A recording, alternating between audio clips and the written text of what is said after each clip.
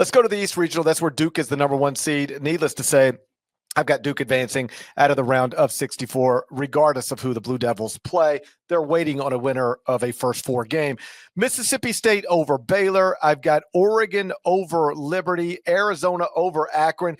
This is where my upsets start to pick up. VCU over BYU in the round of 64. This VCU team, comes from the A-10. I get it. Not a great seed based on resume stuff. But top 30 at KenPom. Max Scholga was gone to Villanova, got in the transfer portal, committed to Villanova, NIL.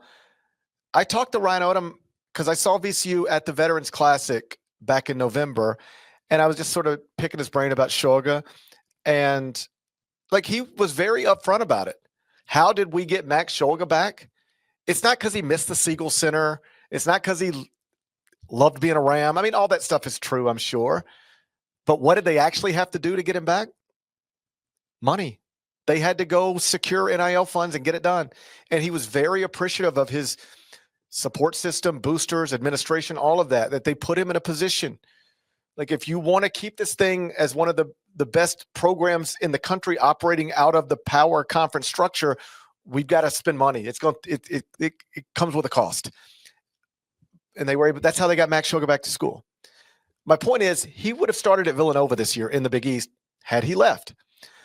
Joe Bamasile's a power conference player too.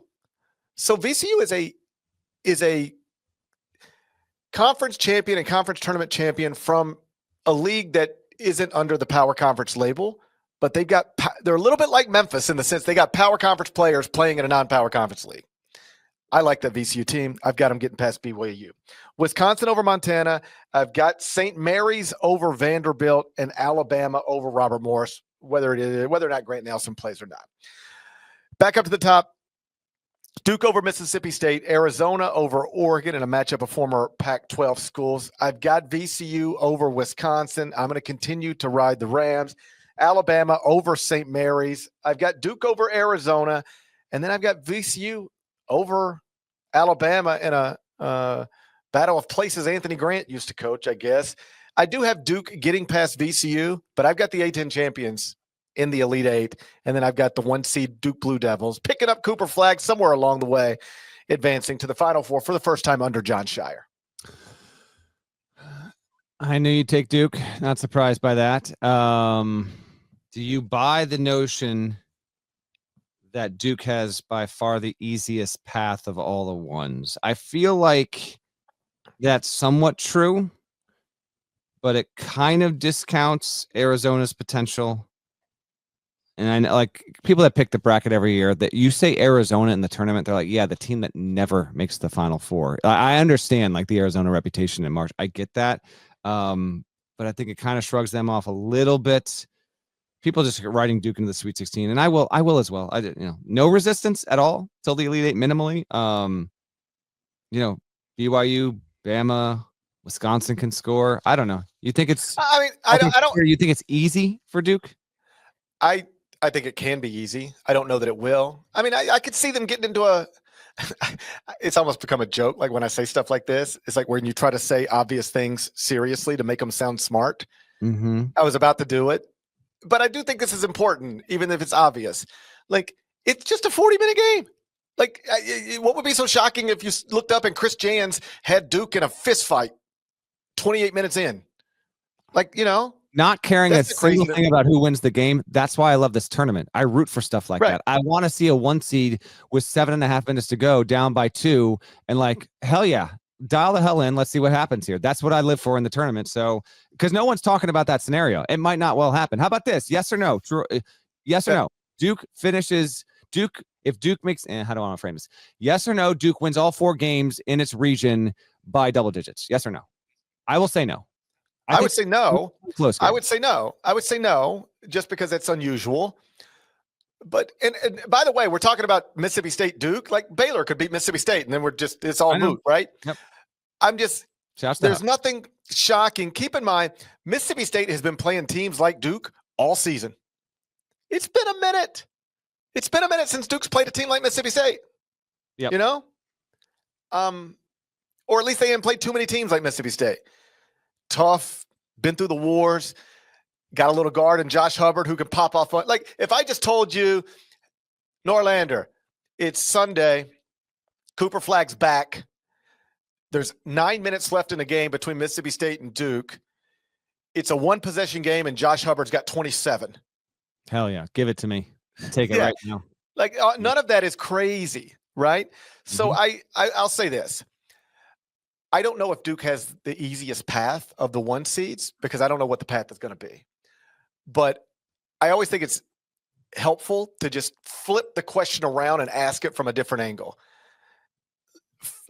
If you were a 1 seed and you could pick your you could just take your 1 and place you in any of these regions, and you can, if you're Duke, you can be Auburn.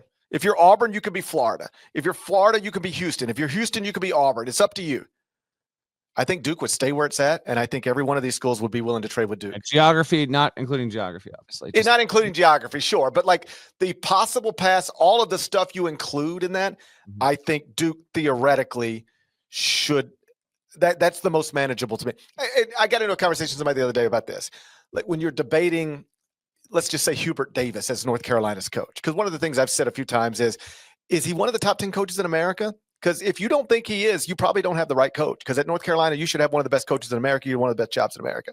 So somebody sort of flipped that around and put it to me like this. They said, okay, GP, let you answer these questions honestly. I said, all right, what's up? Indiana job's open right now. That's right. If North Carolina said you can have Hubert Davis, you want him, just take him. Would they hire him? Let's do this exercise with you. Okay. What do you think? What do you think? No. Forget the answer is no. Virginia. No. Villanova. No. Okay, so like now we're talking. Now we're getting some answers here, maybe, right? I think take that same type of approach with the question you're presenting, and I think it's easier to get the answer. Would Duke trade spots with any other 1 seed? Geography not included in the conversation. I think Duke would say, no, buddy, I'm good. I'll sit right here. I'll try to. We got 16 teams in this region. I feel like this is the one we can come out of easiest. I would move. I think Houston's got a case, and if you were flipping on Duke, Duke would have potentially Clemson, which it's beaten, Illinois, which it beat by 43. I think you can make a case for the Midwest. The only thing is, do you get Gonzaga or not? But I hear the point the whole way. That's some intriguing thought there. All right, I'll go East region. Now to fire up that bracket for our YouTube audience here. Here are your games. Duke versus the winner of American versus Mount St. Mary's. That is a CBS game, 2:50 on Friday. Shouts to Chip Patterson, who will be making an appearance or two on the pod in the coming weeks, as he does every year in March. We love Chip's energy. We love his knowledge. We love his passion for college hoops. He will be on site in Raleigh to cover that pod for us for CBSSports.com. I obviously have Duke moving along. Prior to the Duke game, the first tip of Friday from Raleigh will be Mississippi State and Baylor on CBS at 12:15. I have gone Mississippi State here. I pulled the Costanza on this one. I wanted, and I didn't do this with most of my picks. I actually wanted to take Baylor, but often when the team I want to take in the 8-9, the other one wins. So I went opposite. I'm sure a lot of people listening can identify with that. Moving down, we had to Oregon, Liberty, and Arizona versus Akron. These games are, let me just check real quick. My printer thing cut off here. These games are on Friday, and these games are these are in Seattle. That's what I thought. Okay, so these are also Seattle games. These are the late ones. So Oregon, Liberty might be the last tip of the day, around 10:10 Eastern. I'm going to take Oregon. Liberty I did a thing on them earlier. Liberty might have the shortest. Tell you real quick here. I want to inform our audience on this. Liberty they're the worst at something in the field. They are the worst free throw shooting team in the field, 65.4%. The Liberty Flames, 28 and 6 overall, ranked top 70 in the metrics. Done a nice job, but I'm going to take the Ducks in this one. Jackson Shellstad leading the way, Nate Biddle as well. Give me the Ducks to win that one. Arizona versus Akron, 7:35 tip on True TV coming out of Seattle. I will go Arizona here. John Gross has been the coach of teams that have won in the first round of the NCAA tournament before. This is now his 4th NCAA tournament level team he has had at Akron. Really, really good coach. Akron gets up and down the floor. This game has really, if Akron can, and it's a good shooting team, if they can hit their shots, this game actually has fair potential to be, all right, it's 79-77 with 3.5 to go kind of deal. Like we could have both teams hit the 80s. I will go Arizona. KenPom actually projects a 90-76 win for Arizona. I can't go that far, but yeah, there's some good potential here. Next two, we scoot on down in the East. We've got BYU, VCU, and Wisconsin versus Montana. These games are coming to you from Denver. BYU VCU is a 4:05 tip on Thursday on TNT. People in the chat have been talking Cougs here in the past couple of minutes. They're a good 3-point shooting team when the shot, and this is typically true of a lot of teams, but in particular with with BYU, they really seem to hit another gear or two when the threes are falling. They do rank top 10 in 2-point percentage. Yegor Demon probably going to be a top 20 NBA pick. I think he's cooled off from what he was in the first month of the season, but Richie Saunders is really, really good. I like Keba Keita down low for BYU. I'm in on them generally speaking. VCU at 28-6. This is a very good defensive team. Ryan Odom's done a wonderful job. He's the primary candidate at Virginia at this stage. We'll see where and how that goes. But getting Shulga back, yeah, I've seen a lot of split ones on this, but I'm going BYU. Wisconsin, Montana, I'm going Wisconsin without too much hesitation here. Not convinced Wisconsin should have been on the 3 line. I also don't want, I haven't been able to break this down. Why is Wisconsin as a 3 not in Milwaukee? It's not their building. Why are they going to Denver? I don't understand why we're doing that. Regardless, I got Bucky. They lost. They lost. You didn't hear? No. I think the official explanation from the committee was they lost Tucker DeVries in December. I didn't take that into consideration. Now it all makes sense. Have. The Tucker DeVries injury affecting more teams than people realize. That's right. I'm checking out how long is the drive from Missoula to Denver? All right, trivia time. Okay. Missoula, University of Montana's in Missoula, right? Yeah, it should be. If not, they should move it there. Yeah, it's in Missoula. Just making sure. All right, trivia time. See if you can get it within. How about within 2 hours? Okay. How long is the drive? Chat, don't give it away. How long is the drive from Missoula to Denver? Oh, that's 11 hours. I'm going to give it to you. If you leave Missoula right now, according to Google Maps, doesn't look like traffic's too big of an issue, except, you get around the Boulder area. It looks like there might be some construction. 13 hours, 6 minutes. You said 11? I said 11. I think I said 11 hours. 2 hours. I said, can you get it within 2? I know. I said 11 hours, and then you cut me off. I was going to say 11 hours and 7 minutes. That's not true. That's what I was going to say. Like you're taking 25. You're going 90, obviously. You're going 90 east. Everyone knows that. Yeah. And you're going down you 25. I've actually, we do not but I know sidetrack, but I've at some point in my life, especially with, I just want to go driving in this part of the country. I just want to drive through Colorado, Wyoming, South Dakota, Montana, Idaho. I just want to drive it, just do a little out west. Yeah, you would take 93 east unless you know a shortcut. You ever still meet somebody? Because all my life, people, you'd be telling them you're going somewhere like, yeah, we're driving down to Florida, going down to the beach for a little while. And everybody would always have a shortcut. They would take pride in telling you about their shortcut. Yeah. And every once in a while, I'll still meet somebody in the year 2025, and I'll be like, yeah, I guess we're going to leave the house around so-and-so, and we'll get there around so-and-so, and we'll just meet you guys there. And they'll say, well, I know a shortcut. And I'm like, how do you think you're smarter than my car? Well, not smarter than this. Yeah. Like, you know what? You're not smarter than my iPhone. All right. I love people who still think they know things that our phones don't know. Like they know this. These days. They know a way to get somewhere that my car doesn't know. Makes me laugh. Well, there's no shortcut from Missoula to Denver. I'll tell you that much. That's tough. That's a tough thing to learn. You're driving around the big old Rockies. Okay. That's what you got to be doing there. Anyway, I've got Wisconsin over Minnesota in a 3-14.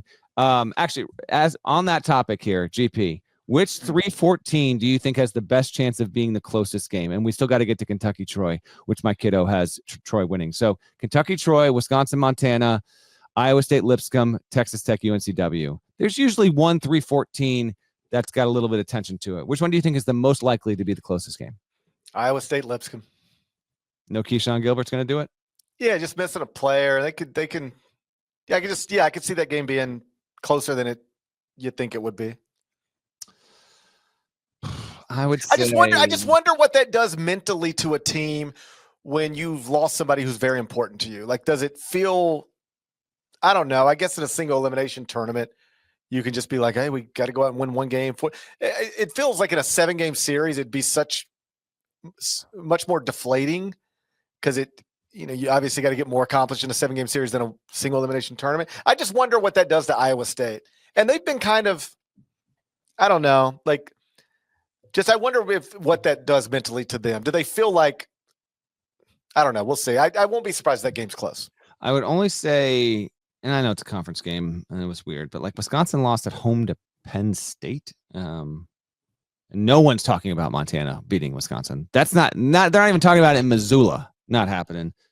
Maybe Jeff Ament, the former Ion College basketball podcast guest, is thinking. I bet he's talking about it. Big Montana fan. He'll be dialed in, by the way. All right, final two in the East region, first round. We've got St. Mary's, Vandy, and we've got Bama, Robert Morris. I don't think did I mention this on the show yet? I've completely forgotten. Do you realize that Alabama, they're probably going to win, but they got to play a 15 seed. Robert Morris is like less than 2 hours away from Cleveland. Like, I'm not saying they're taking it over like Louisville fans, but this is a byproduct of having your best SEC teams. They all got to play in 4 different regions, and at a certain point, they got to keep true to the seed. So Bama's flying up there, and they're going to be. I'm less offended by that because it's a 15 and a 2, and I say this respectfully, but it's Robert Morris, not the University of Louisville, that can fill up its own 20,000 seat arena 70 minutes away. I was way more bothered by the possibility of Auburn having to play Louisville and Lexington than Alabama having to play Robert Morris in Cleveland. I want to say there was one. I'm not going to be able to pull it here, but I want to say that this did happen in the past. Maybe it was pre-COVID. There was either like a 15, I think it was a 15 or a 14 that got like unusually close for its first round game. I can't remember. If you remember, drop it in the chat or drop it in the YouTube comments. Well, one of the more famous, there's some famous examples of this deeper in the bracket. Duke having to play South Carolina in South Carolina. The Zion year?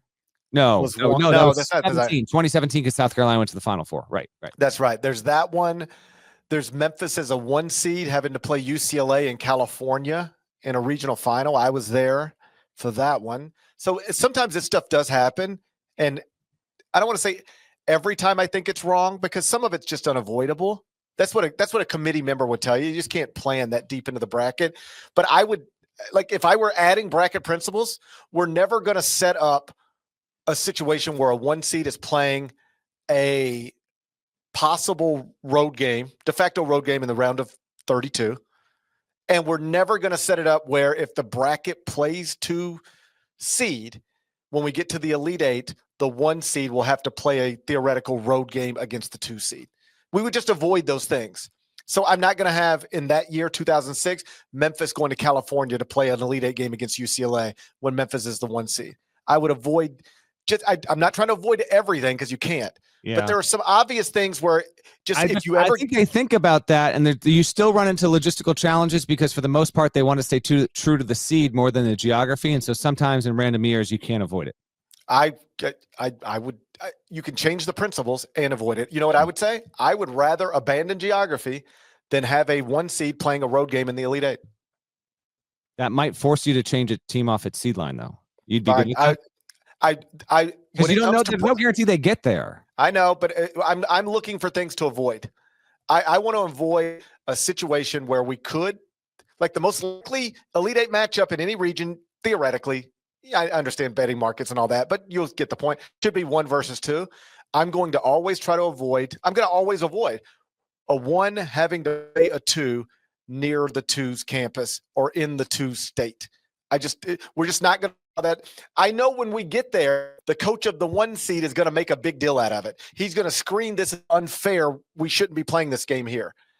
So let's just skip that part. I would change other principles to make sure we could adhere to that one, if that makes sense. But I think we're getting off track. Agree with what you're saying. Let's just pick the damn game. I just think you're going to still run into this. I think there are too many teams, too many sites. It pops its head up unexpectedly here and there. But I don't disagree with the with the overall premise. Well, I mean, I think, again, I don't want to belabor the point, but I think I could go back to that 2006 bracket right now and just make a couple of 2-seed changes, and we don't have the same problem. Yeah, fair enough. I will have St. Mary's over Vanderbilt. This is going to be wrong, folks. I have not hesitated. I saw it on the bracket. I said St. Mary's immediately, which means I'm going to be wrong here. And then I'll have Bama over Robert Morris. Alabama update we talked about earlier on the show. Grant Nelson probably not going to play in this game, but hopefully available for the second and definitely available for the second weekend. I then have Duke beating Mississippi State. I have Arizona over Oregon. Love that Pac-12 flavor right there, but I'll go with Zona. Not a lot of people writing Oregon, I don't feel like, into the Sweet 16. It would not surprise me at all. Oregon's beaten a lot of good teams this year. I will have BYU over Bucky. I'll have Kevin Young. Although I got a number of coaches that don't have NCAA tournament wins moving on to the second weekend. This is probably not going to work out for your guy.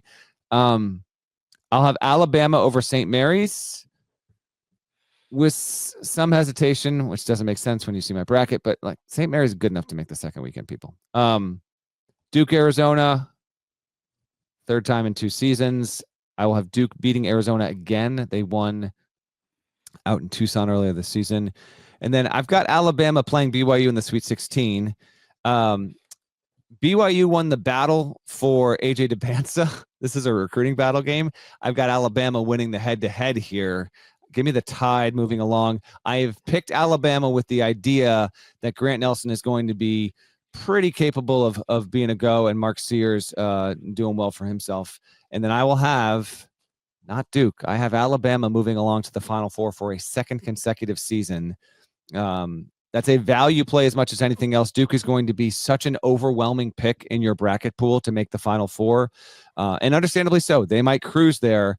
Alabama is the highest scoring team in the country, plays at a super fast pace. If it catches fire, it absolutely can beat Duke. If it is playing right, that's not a long shot whatsoever. So I think there's actually some good value with Alabama there. And if you're seeing elsewhere with, say, Arizona, maybe Wisconsin, I don't know. It's certainly conceivable Duke could get knocked out before the Final Four, and I'm taking a chance there. So right now I've got a 1 and 2 twos before we get to the final region.